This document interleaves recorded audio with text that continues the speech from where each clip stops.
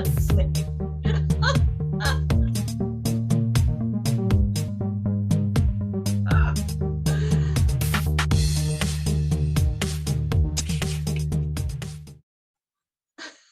Rabbi Brian. I'm glad you're here. I am not live. You can pinch yourself and feel you are live. I am not. This is live on the web, and if you can see it, then it's working. I have asked a dear friend, Steve Peskine, to please run the service today. I'm unavailable to do so. Steve is actually a rabbi. He's going to be officiating at Annie's bat mitzvah celebration coming up in March, right here at the Saturday service. And he volunteered graciously to help out as I couldn't do today. So Steve, thank you so much for being here, and much love to all of you. Aw. Hey, it's me, Rabbi Brian. Not at the service today because I'm here, which is pretty awesome. My friend Steve is running the service today. I'm really glad and honored that he's willing to do so. Please make him feel really welcome. See you next week. Aw. Yeah, that's so. That's so nice. Yeah. Where's Steve? Yeah, so Look yeah, this for the nice purple intro. hair. Oh, there you are. He is. Welcome, he Rabbi is. Steve. We thank you, and it's your turn now. Take it away. Yay. I'm overwhelmed by the fact that he introduces me as friends. We've had about 3 conversations together.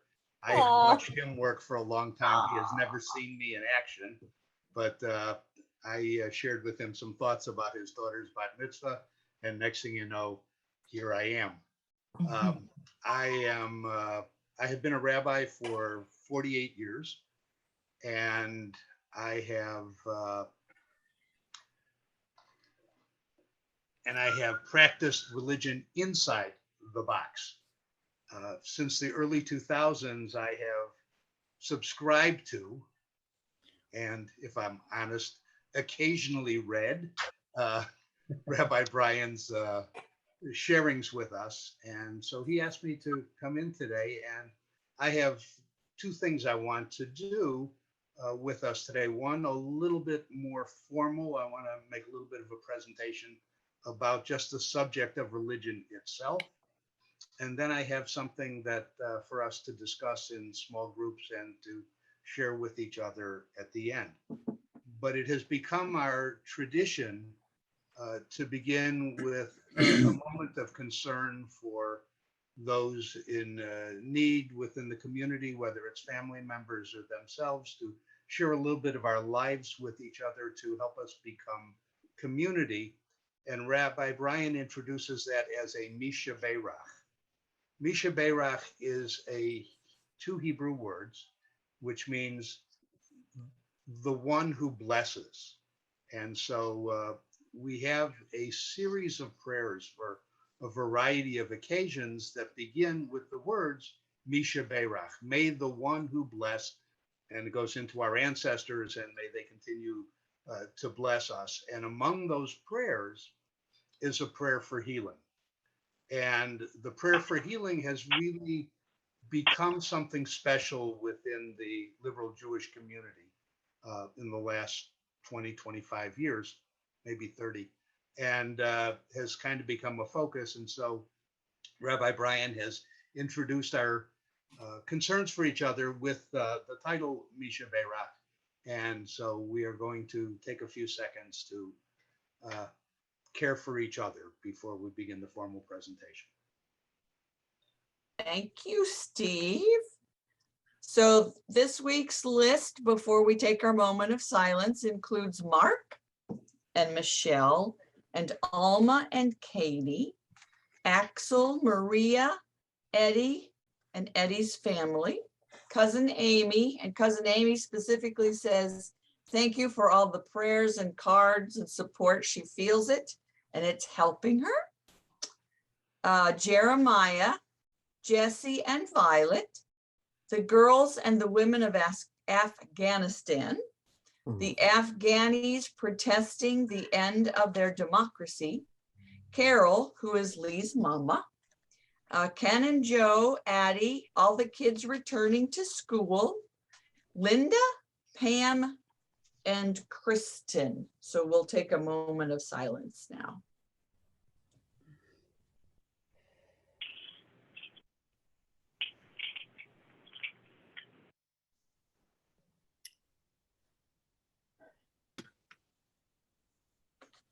Take and gather all our wishes for healing, all of our care and support for each other, and send strength and encouragement both to those in need of healing and to all of those among us who are caring for those in need of healing.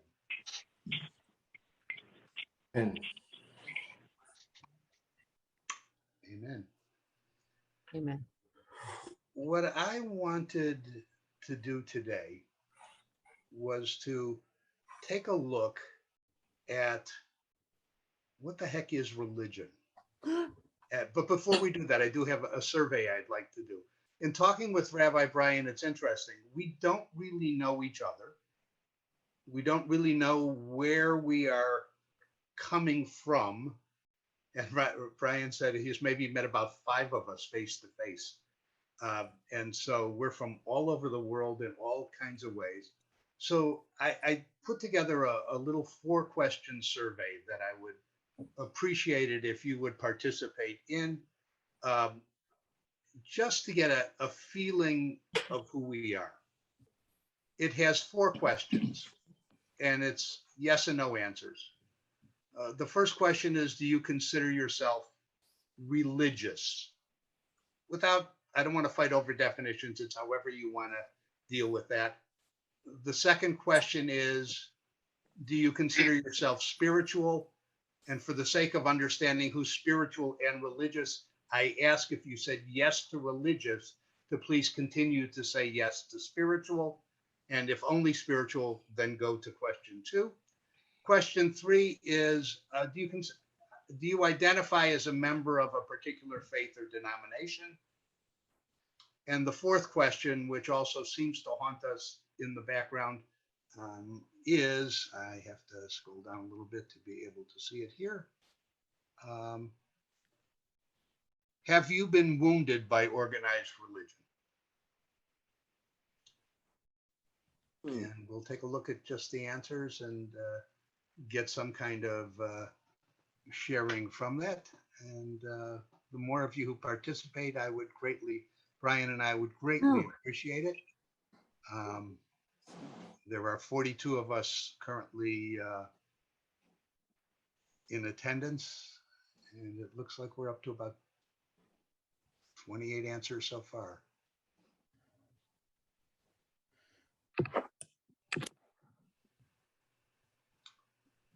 Number 2 is interesting.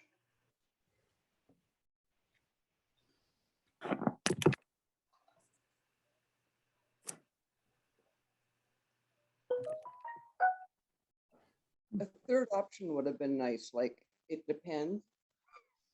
It's just in the moment. And whatever answer you give right now, you're allowed to change your mind in 5 minutes. This is not going in your permanent record, and we don't know who said what, but it was just to kind of have a sense of what the community looks like in a limited way. All right. We've got about 35 answers so far. I'm going to give us about another 30 seconds, and then we will go on to where we're going. While we're waiting for the last few people to fill out the poll, we forgot to wave to the folks on Facebook. Oh, yes. And YouTube. So good morning for those of you that are watching this on tape delay. Good morning and welcome. Yeah, we do not have Facebook and Zoom live today, but we will be posted as we are all the time. And we welcome them and hope that someday they'll come to join us while it's going on, rather than to just visit when we're finished. So I think here, everybody comfortable with us closing the poll? If you're still working on your answers, scream out and I'll not do that. But so let's see what we've got. We have about 42% of us, a little less than half of us, would call ourselves religious. 100% of us call ourselves spiritual, uh, um, which I am going to make a distinction between capital R religious and small r religious, and suggest that question 1 is the capital R religious people, and the question 2 are the small r religious people, but we'll talk about that later. About 2/3 of us identify with a denomination, and about 2/3 of us have been wounded by organized religion. I was always happy that my managerial skills were not the greatest, and we never practiced organized religion in my synagogues. We practiced disorganized religion. Oh, So I prepared a presentation, and I will appreciate it if you bear with me. I'm going to share screen with you, which unfortunately will cost us the ability to see some of the people. For those of you who are more oral learners, shrink the screen over on how much I've shared and enlarge the amount of the community that you can see, because it's always wonderful to be able to see each other as we go through it. I am open to feedback, to questions, but I really want to kind of get through this generally, to just share a kind of point of view, and then we can really get into it a little bit later. And then I have something really fun for us to do for the second half of the day. So I hope that meets with your approval. That's kind of my game plan. We're going to go right here. And I apologize for the big document, but I really wanted to unfurl it slowly, and my screen decides that it wants to show 2 pages at a time. So I've kind of got it set up a little bit this way. I am going to enlarge you a little bit on my screen so I can see a few more of you. And then again, maybe I'm not. Steve, Okay. do you want just one page at a time showing? No, I'm good. Okay. I want to be able to just unfurl it and let you go. If I shrink it, I can't even see that right now. I'm going to just let it go as is. All right. Perfect. So my sense is religion is a branch of philosophy that seeks to answer 3 basic questions. And that's religion in general. And those 3 basic questions are these. Where did we come from? 2, where are we going? And 3, what am I supposed to do between 1 and 2? Since these are profound human questions that everybody has to deal with, my feeling is we are all religious.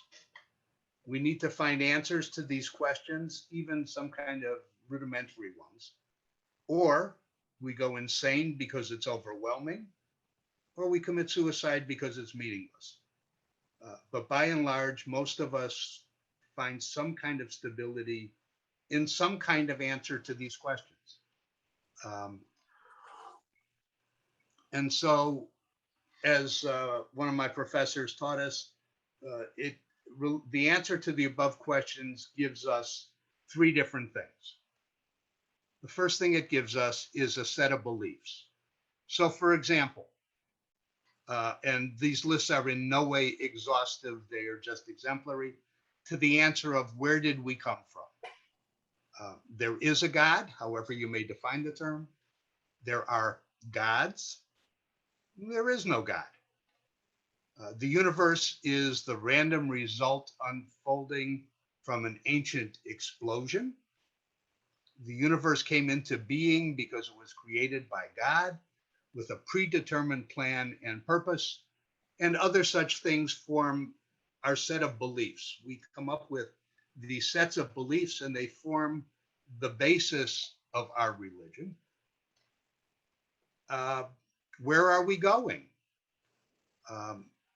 Perhaps we are going to unite with the divine, heaven, nirvana, satori, places like that. Perhaps a good place or a bad place. Perhaps we recycle until we get our life correct, or perhaps we go into the earth and recycle into our physical component parts. And I'm sure there are other answers there as well. And then what am I supposed to do in between? Here's a couple of possible answers. It doesn't matter what I do because there are no rules and there's nothing behind the universe. My job is to get myself through as correctly as I can. We are here to help each other get through as best we can. We follow the truths that we find in science. Oh, that was supposed to be another line here. This is the next one. Come on. We follow the truths we find in previous revelations. We're figuring it out as we go. And then from the beliefs, we get values. So depending on how we've decided what the first things are, we then come to the rest. And what's interesting about this community is that this community spends no time talking about beliefs. You don't have to believe anything to be a part of us. And there is no test. There are no beliefs that get you in. There are no beliefs that throw you out. We kind of jump to the next level, which are the values that spring from our beliefs. So the values according to which we live are, there are none. It just blew up. We're here and it just goes. There are the rules of science, or there's some concept of morality from something like secular humanism all the way to a revealed religion. Or it's the collected wisdom of those who came before us from which we try to learn something. And then these get expressed through symbols. We have stars, crosses, crescents, statues, holy objects, funny costumes, holy days, and scriptures, which I figured could have gone under values or beliefs as well. But those are kind of the three component parts, and how we put that all together creates religion. Now, based on the fact that we all come up with answers, I'm going to describe us all as small r religious, even you people who are spiritual. And given the fact that it does answer these questions, by this definition, even atheism is a religion, except for the fact that it's a little short on symbols and holidays. But it too works in answering that. Now, some of us, and here it was, I think about 2/3 of us as I go back and recall, connect to capital R religions. And capital R religions are those structures that have answers to those questions for us. And my suspicion is, especially within this group and in most non-fundamentalist communities, it is because that capital R religion most closely resembles the small r religion that we believe. I suspect that few of us are in total agreement with the teachings of any particular reason. And if I may be so bold to suggest, even those among us who are clergy, Jewish and non-Jewish clergy in this particular group. So that's kind of the way I see religion. And there were a couple of things that stood out for me as I went through this. And one of them was within the beliefs. If there is a belief that that we share as a group, it's belief here number 3, that I think we come here together because whatever other beliefs we possess, we believe that we are here to get each other through as best we can. And I also suspect, given Rabbi Brian's teaching style and what I have come to appreciate throughout my lifetime, is that a lot of our values are rooted in the collected wisdom of those who came before us, those who profess our faith, for those who are affiliated with one, and those of other faiths and communities who are around there. And so, as I was thinking through this stuff, it seems to me that those are things that we share as a community. So that was the first part of my presentation, just to, that's religion, and you can do it inside the box, you can do it outside the box, you can do it almost any way you can. And Meg, I see your hands up. I only see a few of you, so feel free to be unmuted and to speak up as if Ryan is Okay. here. I can take it. Steve, would you put that in the chat or get Alex to put it in the chat? Some of those questions I want to think about further. I can have Brian send Please. the outline out, Oh, okay, that works. out with his newsletter. Okay, Be Thank- glad to do that. thank you. Okay. And like I said, within the different sections, I didn't try to be exhaustive. I just tried to give Oh, I us know. enough to get a sense of what kinds of things fell into each of those different categories.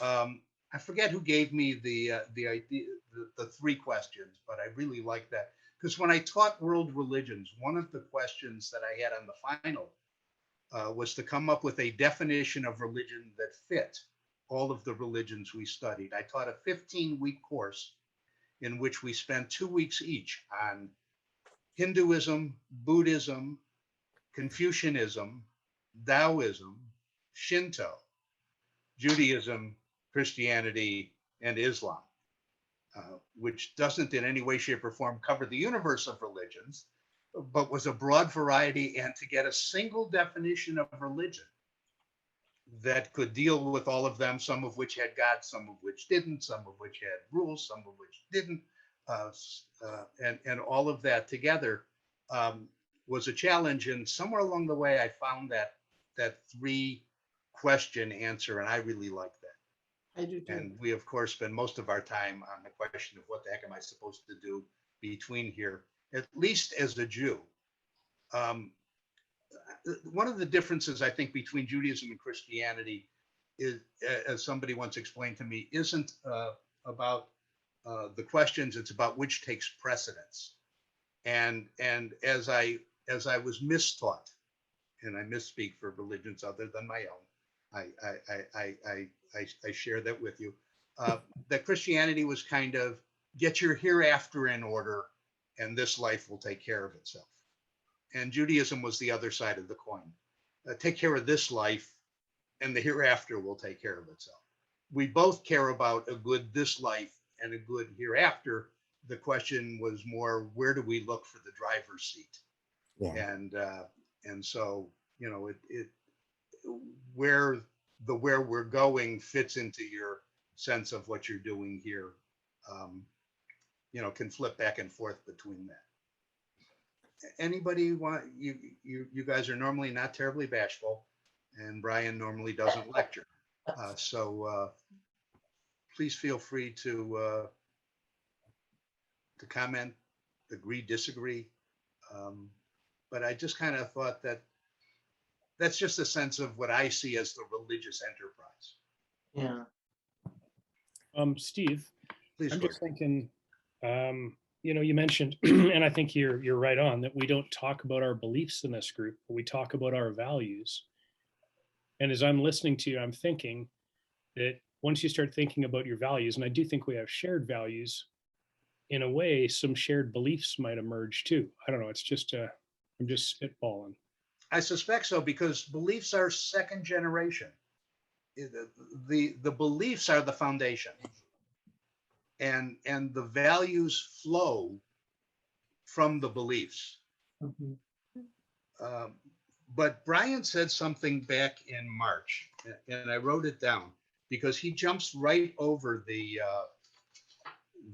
belief thing. He said, how do we bring people to religious spiritual goals which I'm going to put down kind of as values, from wherever they are starting without having to learn an organized religious path to those goals.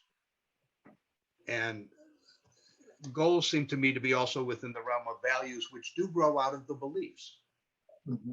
But once we get into beliefs, it gets real tricky. Just ask Rita what's going on in the Shekhinah group.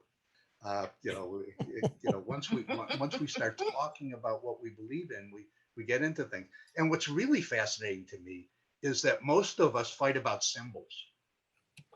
And the real disagreements we have is up at beliefs.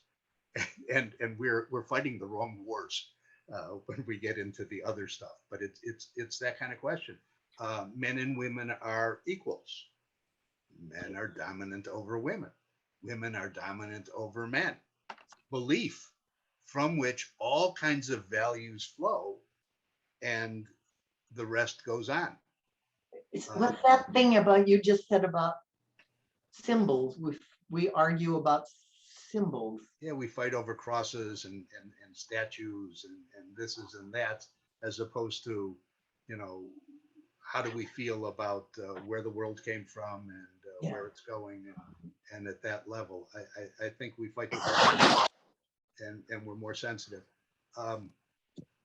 We did an exercise once where we passed things around in a bag, and you were supposed to look at the bag and then react to it. And it was a Jewish crowd, and somehow if you got handed a bag with a cross in it, your skin crawled.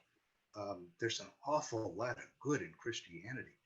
There's an awful lot of good. What I found in all of the religions that I taught is that there's a wonderful amount of good in all of them. Yeah. And we humans muck it up. Islam gave me the best sense of dealing with that, except that they got it wrong too. Yeah. We got to Islam because their critique of previous religions was that God handed down pure religion, handed it to humans. We muck it up. It gets so mucked up that God sends somebody again with the new religion. And so we go from Judaism to then Christianity, or whatever the course is, through these sets of prophets who do, and every religion then closes off prophecy and screws it up. And then came Islam, and they decided that they had the purest one, and theirs was perfect, and they didn't need anybody after that. And so they closed the book, and my suspicion is that in turning it over to humans, they've mucked it up too. Yeah. And then came Baha'i, which they rejected, and Baha'i kind of came on with that, and then Mormons, and the revelations keep coming, and the idea is to keep bringing us back. Airplanes and boats don't go in straight lines because the air and the water are moving, and essentially driving a boat and driving an airplane are steering back onto the road. To get you where you're going, because you get blown off course. And within the religious enterprise, we have that sense. And I think one of the reasons I like liberal religion is because we have a sense that even the revelation is imperfect, or at least as it's gotten to us, it's imperfect. And we're in a constant effort of course correction. We'll move back. Joe. So I had a question. In the survey, you asked us to sort of think about spiritual versus the word religion. What would you say the word spiritual means then? It means that I think it means I'm small r religious without a church. And therefore I don't necessarily have holidays and whatever, but I feel connected in that sense to something greater. We fall into those spiritual rules that Rabbi Brian gets into, the aspects of a spiritual life. We feel we have the aspects of a spiritual life, but we don't have a church, synagogue, mosque, place to go with clergy and practices and holidays and symbols and rituals. Go with your heart. Christina. Yes, I've been thinking about religion and relationship. It's very easy for us to get stuck at religion, but what if it's all about relationship. We have a relationship to God and we have a relationship to each other, and that is what matters. And I think that's what we're here for. Yeah. That's one of the guiding values, I think, of the Saturday service. Yeah. And Rabbi Brian and religion outside of the box. That it's very much about those kind of connected. It looks to me like we're about at 10:30. We probably need to do announcements, and then I have a wonderful thing for us to talk with each other about. Steve, can I share one thing real quick? Please, Kevin. So I've thought about this a lot, and Brian and I have talked about this a lot, about sharing those kind of deep beliefs. And one thing that I think we don't appreciate as much is just how intimate our deepest beliefs are. And I think if people can begin to understand that level of intimacy is as detailed as exchanging your sexual preferences and actions. These are very deeply held things. And I think if we could begin to realize when somebody is sharing their beliefs with you, that really is a very deep level of intimacy. And if we can take it as that, it might be a lot easier to be polite and understanding, and just as sharing something as intimate as anything you could imagine. I don't know why we don't, as a society, view those beliefs, that intimacy, as that level of intimacy, but I believe it is. I think the problem comes because there are certain communities that are convinced they have it right. Uh-huh. Yeah. And as long as my beliefs are the only possible beliefs, all I can do is correct you. Yeah. Where if we accept that all of our beliefs are flawed and that I can respect your religious struggle for you as much as you do for me, it's like my simple thing with community prayer that always leaves out the Jews. You know, when you say in Christ's name we pray, I'm out. Yeah. When you say in Christ's name I pray, fine. I can say my part of the prayer in whoever I pray to. And so when I can believe what I believe, you can believe what you can believe, and we can share it to appreciate each other as opposed to convince the other person that my belief is the correct one, then we can do that. And I think that at least my sense of this community, because again, we don't know each other that well thoroughly, is that this is the kind of place where that could take place. Mm-hmm. Bob, I see a raised hand. Yes, just one of the things I want to throw out there is, what if we are all one? Learning how to choose a loving relationship with, and being able to choose as that oneness, being able to choose to have that loving relationship with the Creator. Well, that would come under beliefs, and I'm fascinated. You know, the two kind of visions of the hereafter. If you have a hereafter, it comes in one of two basic categories. There is the what I call the arrogant one and the humble one. In the arrogant one, that's kind of the heaven, the hell, the we're going somewhere, and I am so important as me that me is going to carry on for eternity. And that there is something about my selfness that's there, which on the other hand, there's the humble hereafter, which is I'm going back to be a grain of sand on the shore. I'm going back to be a drop of water in the ocean, that my individuality is not as important as my connectivity. And that I came from a place of oneness. I am going back to a place of oneness.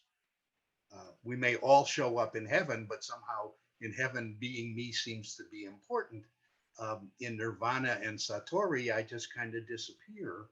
And there's something kind of profoundly connective and meaningful for me about that, which is why I got back to, at least in our sense of shared values, we share that sense of a kind of oneness in the community, and that we're here to get each other through, whoever we are in whatever ways we differ.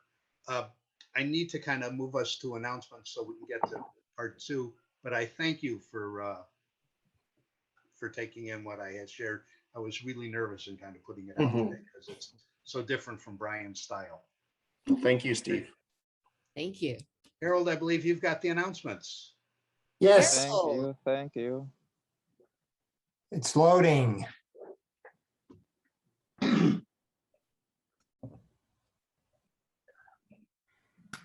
Alex, it telling didn't us that load. you're I loaded. clicked on it and it didn't load.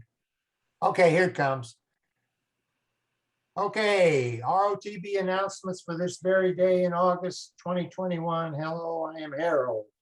Hello. I am, Hey, Harold. I am Harold. today's, Harold. I am today's Saturday service announcer. Wahoo, wahoo, wahoo. You're a darling. Oh, thank you. I have been part of ROTB and involved with Rabbi Brian since, I don't know, a couple of years ago.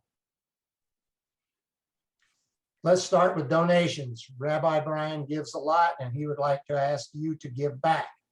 Think of this service and think about your monthly contributions. If you're a regular attendee, please feel encouraged to become a monthly sponsor. If you are already a monthly donor, consider increasing your help. Follow the links in the chat or go to rotb.org.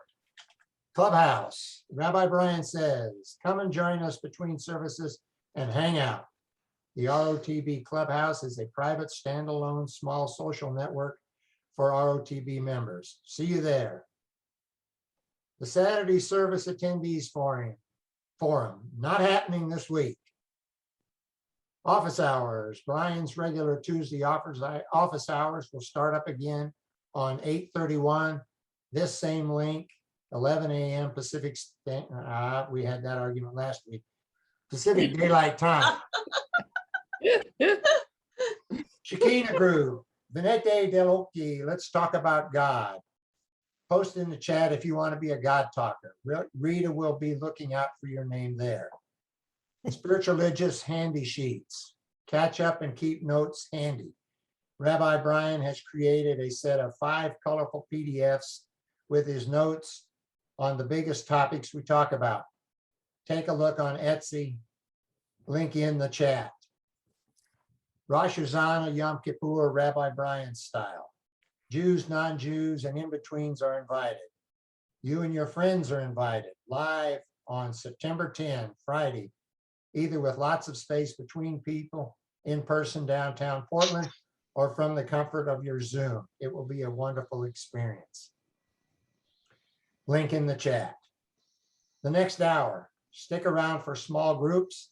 We have deep dive with Al and Kip for people who want to take a subject and burn a hole in it. Donuts with Rita and Joe for people who want to talk about topics brought up today in the atmosphere of donuts. Poetry room. If you have a poem you would like to share or listen in, meet up in the poetry room. Now back to you, our service host. Yay, Harold. Very well Harold. done. A hand for Friedman. Thank you, Harold. You're welcome. You did great, Harold. Yeah, good job. All right. Okay. I have something that I think is kind of fun and provocative. And I'm going to bring us back to this. I came across this magnificent quote that was attributed to Jimmy Carter. And I was going to send it to Rabbi Brian. I thought it could show up some Saturday for us to play with. And instead, it ended up being a part of mine.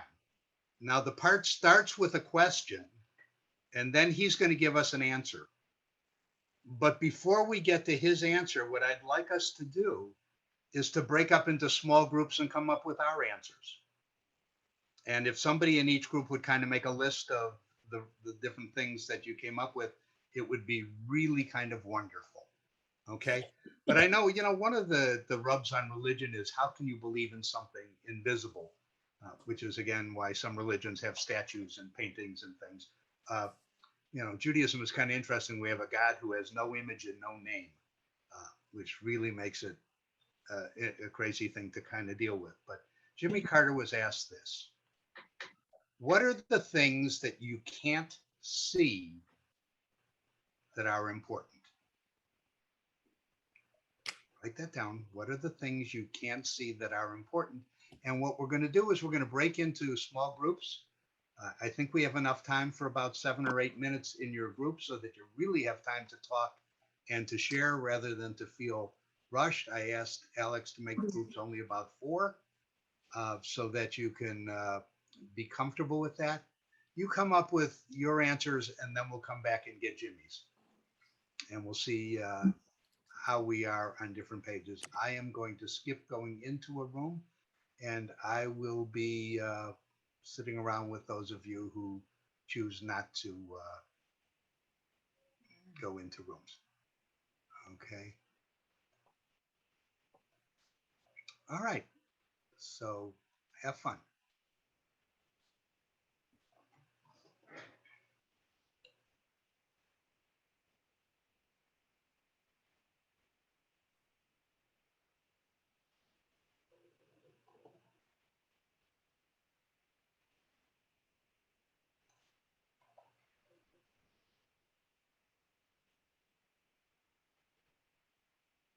Okay, it looks like everybody is nestled off into their groups. Okay, we've got about a half a dozen of us who aren't there. Hello, Michael.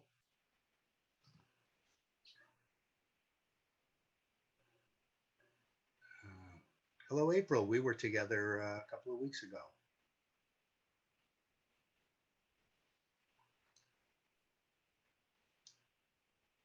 I didn't join a group because I might have to slip away here. Okay. That stuff sound familiar? Yeah, some of it. Yeah. Nice. Yeah, Elvin gave Good me introduction. Yeah. Yeah, the beliefs, values, and symbols I got from Elvin. Yeah. Yeah. How are you today, James? Oh, I'm okay. I'm not feeling well. That's why I'm not really participating today. I'm just gonna lay back a bit. All right. Hello, What was the April. How are question? you? What are the things that, repeat that question. Let me go back and look at The it. Jimmy again. Carter quote, what are the things? Things that you can't see that are important.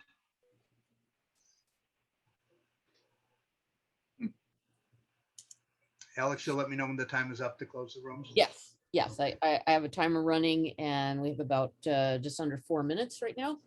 And We've then already used up half the time. and My when it goes off, then I'll close the rooms and then they have a 1-minute warning. Okay, One of the things, can I respond to that question? sure. I mean, one is just the inner experience that you can't see is going through some kind of consciousness transformation, or experiencing consciousness in a way that's never happened. And that's happened to me very recently, of time and space just being totally nothing what I thought it was. And I couldn't reconstruct it, but it just didn't really matter. It was quite an unusual experience. I mean, when you were talking about planes, being moved, or boats having to find their way, to the path, because of all the different undulations and patterns of wind in all different ways, multiple. That, I think it was really quite something. I don't know how you can't see that. It's not tangible. And I'm, as we're getting ready for the holidays, one of the things that's floating through my head was a quote from Soloveitchik about the real process of teshuvah, of repentance, is a total transformation of my I, that I have to give up the I that I have and go elsewhere. And as I was thinking about it, the sermon that I'm playing with is that I know you're good people, you know you're good people, I know I'm a good person, and that's the problem. As long as we see ourselves as good, why do I need to change? And, you know, I'm a good person, but I may do some bad things, but I don't really look at where those are coming from and think about those as things I have to change. I'm just content being good. And therefore, there is no need for course correction. You know, I can go on. Yeah, it's interesting. Yeah. My rather glib response from a number of years ago was that the punishment for not changing is you stay who you are.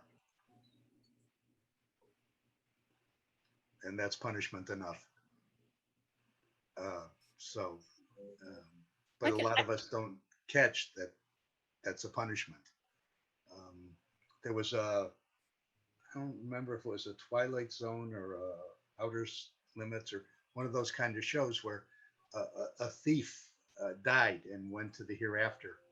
And every caper that he planned, no matter how complicated it was, always succeeded. And he kept coming up with greater and greater challenges, and they just went like clockwork. And at the end, he said to whoever the guardian of the place was, God, I thought heaven would be much more interesting. And the voice said to him, what made you think you're in heaven? Cute. Our sense of where we're at and how comfortable we are with where we are is challenging in that kind of way. Ooh, that would have been an interesting group. You put me in a room with Jeff and Ray. Oh, I would have enjoyed that. All right, we have about 1 minute left on the rooms. They'll be closed out here. Okay. I can think of actually two things that would go on your list. One, it is kind of a joke. If you live anywhere near the forest fire, it would be air, right? Normally you can't see air, but the exception would be as if you live with there. And then the other one would be love. You can't see love itself, but you can see manifestations of it, you know, and I think that's similar to God. You can't really see God, but you can see manifestations of God. Recording it. Okay.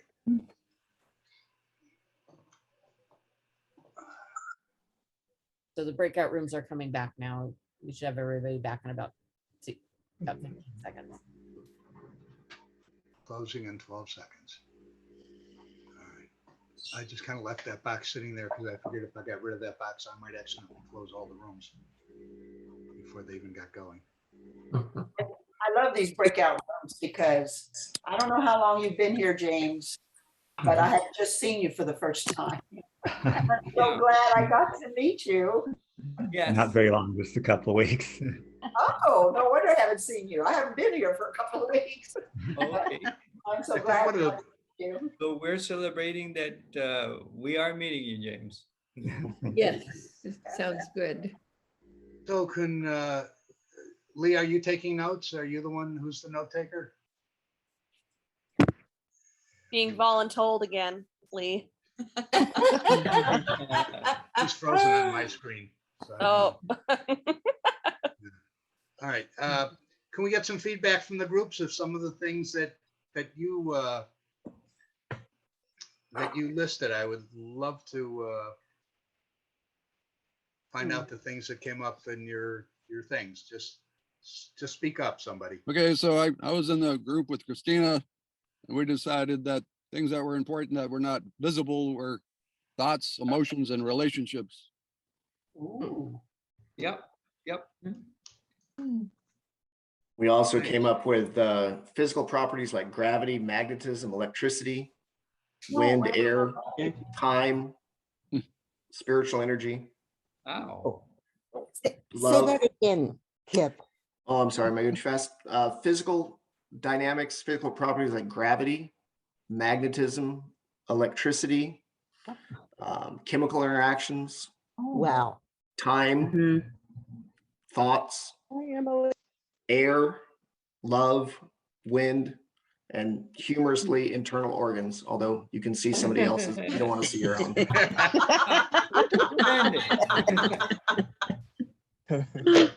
Talk about things we take on faith. To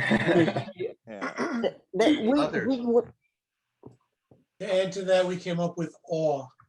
Oh, Oh, nice. Good one. That's a good I one. like that. I like that. We I had love this. There's some things I never would have thought of. What'd you say, Rex? Sorry. microbes. Mm. Commitment. A lot of those others. Commitment and love. which- Commitments. Yeah, and love, which in our group, we tied them both because we were talking about love being not only a feeling, but a decision. That's where commitment comes. And it was sharing the group of an experience about being in a 12-step group and somebody unknown to the person gave the person coffee, and it was really wow, mind-blowing, because I mean this person doesn't really know, didn't really know the other person, and just gave coffee just like that, and the person felt so accepted and wow, so much in awe, you know. So it's a commitment of caring for the other person, loving the other person. I was in Shmuley's group. We also said belonging and acceptance. Belonging and acceptance.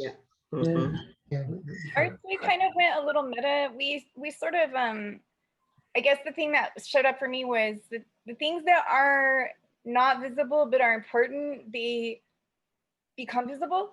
Like caring for me was something that isn't really visible, you know, initially. It's like more of a feeling or a concept you have. But because it's important, it actually does show up in the world. So right. Oh. Yeah. Nice. That's what I said too. I was stuck because it felt like the things we came up with, like love and connection and kindness, are things that you can see when you see the impact of them. Right. You see the effect. Yeah. Yeah. It's just because how you you see know the that they're effect doesn't real. mean you can see the thing. So that's Exactly. Right. Yeah. Yeah, that's where it gets tricky. Yeah, Yeah, it's the classic, we had- classic yeah. definition of the wind. You can't see the wind, but you can see it in the trees. You can see it pick up the dust. Yeah. Yeah, we had the same thing. We had a combination of values and things in the physical world, like air, kindness, love. We had gravity, we had molecules. And what they all had in common was that you can't see them, but you can see the effects of them in the world. Let's go see what Jimmy said Okay. and how he framed it. He said, I would say justice, truth, humility, service, compassion, love. You can't see any of these, but they're the guiding lights of a life. Humility, service. Okay. There's a comment So- in the chat that fear is also on Fear, this. there's a good one too. Thank you. Oh, yes. So a couple of questions to think about, maybe to play with for homework. How do you or somebody else express these invisible things in your life?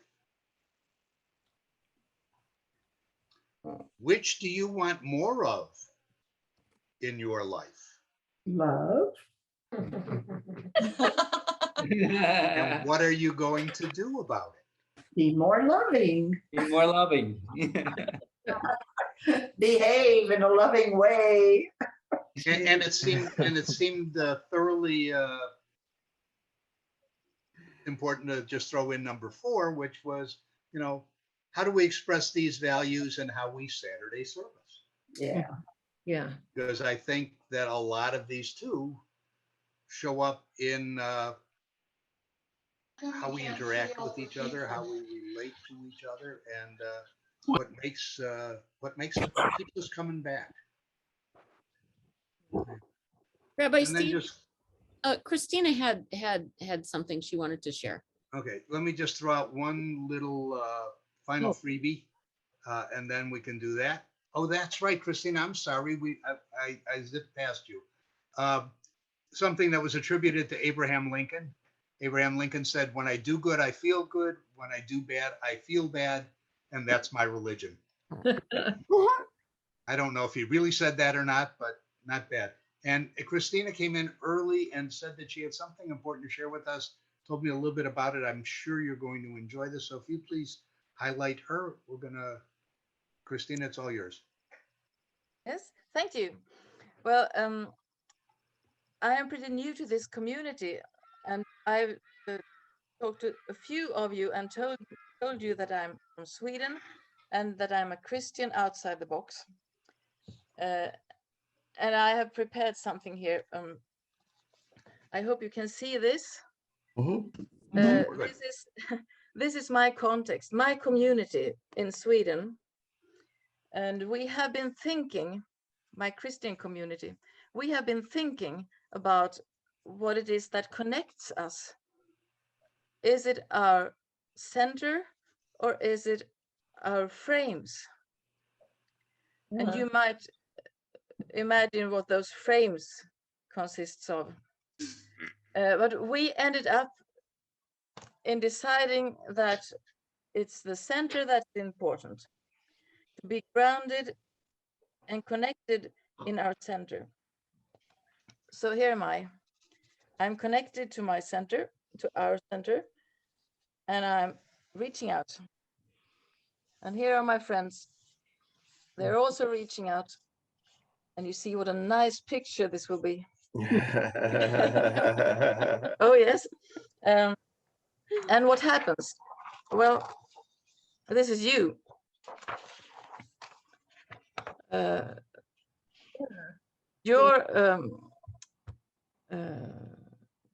Your community. And I reach out and we meet.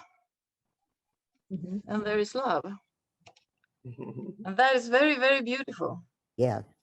And you have no frames because you're outside the box. And I think that we will find what I have found, that if I do like this, we have the same center. And this center is the love of God. That's beautiful. Amen. Yeah. Thank you. Aw, I love that so much. Thank you. This was my experience of meeting you. Thank you. That's Oh, exactly Thank what you, Bob. Kristen. lovely, Christine. Thank you. That's exactly what Wait. Bob talks about. Yeah. Yeah. So Okay. thank you. And thank Whoa. you, Bob. Everybody. You're All right. What a wonderful hour that has just flown by. Yeah. We can wave goodbye to everybody on Facebook and on YouTube. Hello. And look forward to seeing them in person when they realize how wonderful we all are and they're inspired to be a part of us. And don't be scared. Yes, We we're don't not. bite. I want to thank you for putting up with me. And I came up with an interesting thing that helped me relax into doing this. I realized that I was just filling in for this week. I wasn't auditioning to become the host of Jeopardy. And this wasn't any audition, so it was just do it. And very much like you said, we had this brilliant colleague out in Massachusetts who was a phenomenal thinker and an incredible administrator and ran a phenomenally unique community. And his successor recently retired, and I met him at a meeting of retired Reform rabbis. And I said to him, it must have been tough, filling his shoes. And he said, I didn't worry about it. I brought my own shoes. All right. All Only right. way. And so I brought my own shoes today, and next week Brian will be back to fill his. So unfortunately, I can't stay on, but I wish you all a wonderful week. Look forward to seeing you all next time.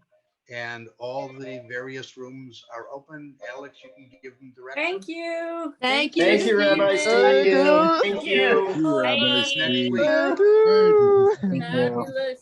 Thank you. Thank you. Thank you. Bye bye. Bye-bye. Bye, Moja. Bye.